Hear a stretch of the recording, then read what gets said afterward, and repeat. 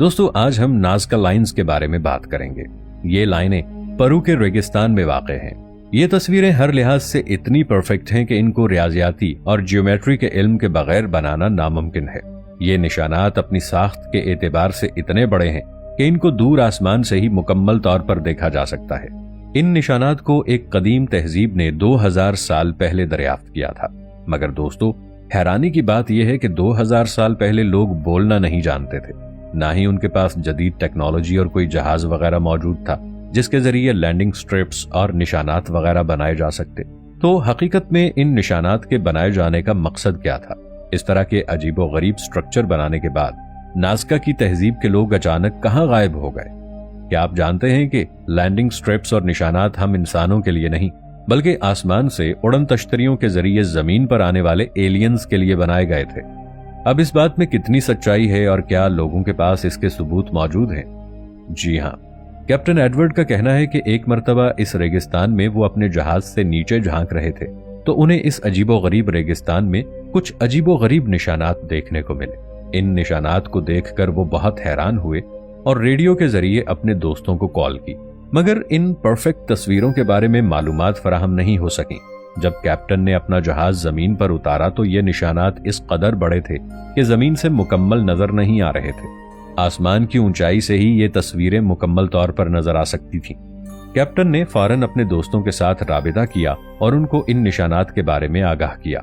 सन 1927 में पहली मर्तबा ब्रावेरियन मिलिट्री के पायलट्स ने इन निशानात को देखा।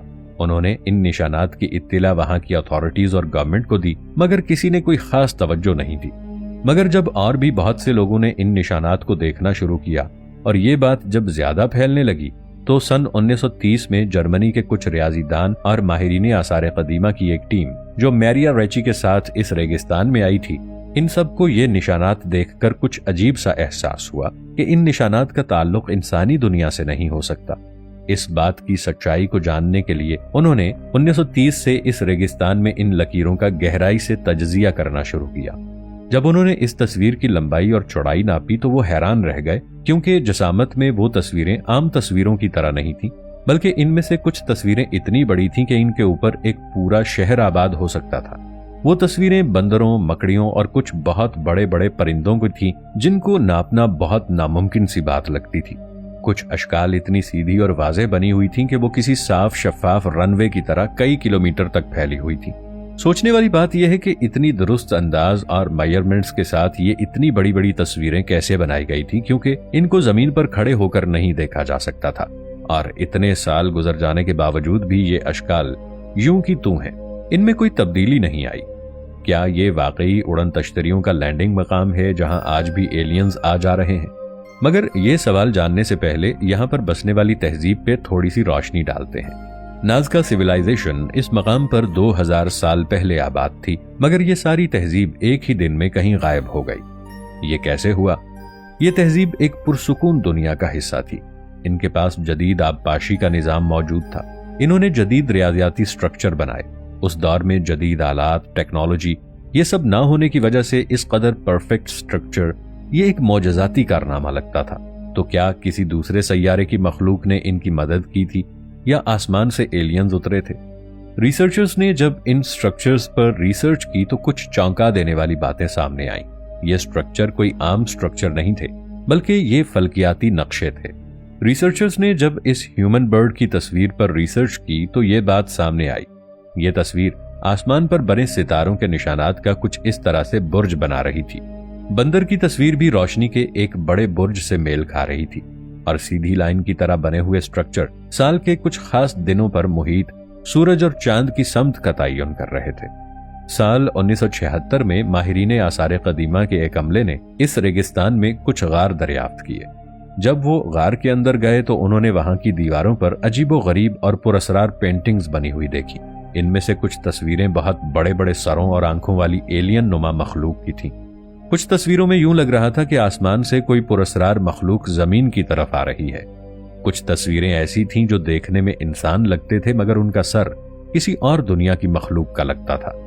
इन सब तस्वीरों को देखकर लगता था कि जैसे ये तहजीब किसी दूसरी दुनिया की मखलूक से राबिते में थी। इन सब चीजों के बावजूद जो चीज हमें सबसे ज्यादा चौंकाती है वो ये है کہ یہ لوگ زمین سے ایک دم کہاں غائب ہو گئے۔ یہ تہذیب جنوبی امریکہ کی جدید، ذہین، شاندار اور رکھ رکھاؤ والی تہذیب تھی، پھر بھی یہ تہذیب پلک جھپکنے میں کیسے غائب ہو گئی؟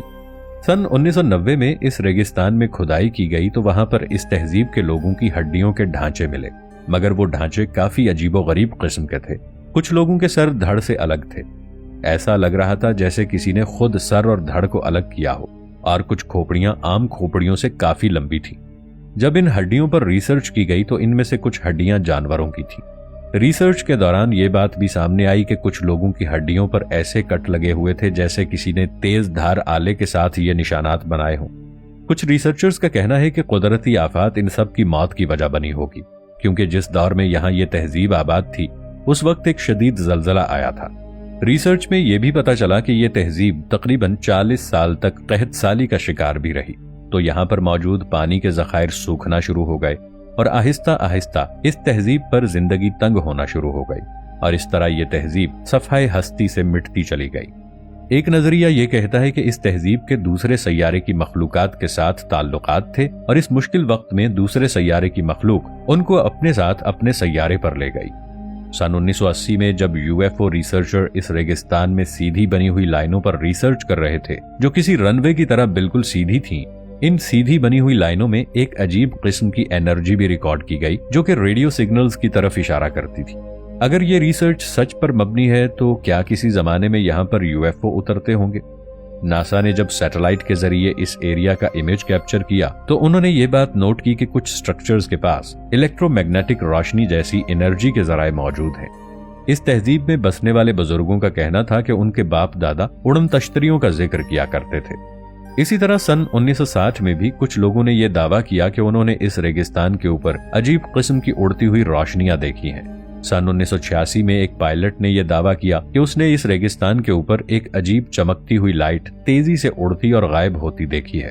اس کے علاوہ کچھ ریسرچرز نے اس قدیم تہذیب کی کتابوں کا مطالعہ کیا تو انہیں یہ پتا چلا کہ اس کتاب میں ایک ایسی نسل کا ذکر بھی تھا جو کہیں دور خلا سے آئی تھی اور پھر خلا کی طرف واپس چلی گئی۔ جب یہ تہذیب اس ریگستان میں آباد تھی تب انہوں نے اس ریگستان میں چھوٹی اشکال کے نقش و نگار کی ابتدا کی جو آج بھی دیکھے جا سکتے ہیں۔ اس تہذیب کی اشکال پہاڑوں پر بنی ہوئی پائی گئیں، جبکہ نازکا سویلائزیشن اور پراسس سویلائزیشن کی اشکال میں نمایاں فرق ہے۔ جب ماہرین آثار قدیمہ نے پراسس تہذیب کے مندروں اور مختلف مقامات میں ان اشکال کا جائزہ لیا تو انہیں پتا چلا کہ ان کے یہ نمونے بھی مصری میناروں جیسے ہی ہیں۔ اس سے انہوں نے یہ نتیجہ نکالا کہ ہو سکتا ہے نازکا سویلائزیشن نے پراسس تہذیب کی ان روایات میں جدت پیدا کر کے ان کو برقرار رکھا ہو۔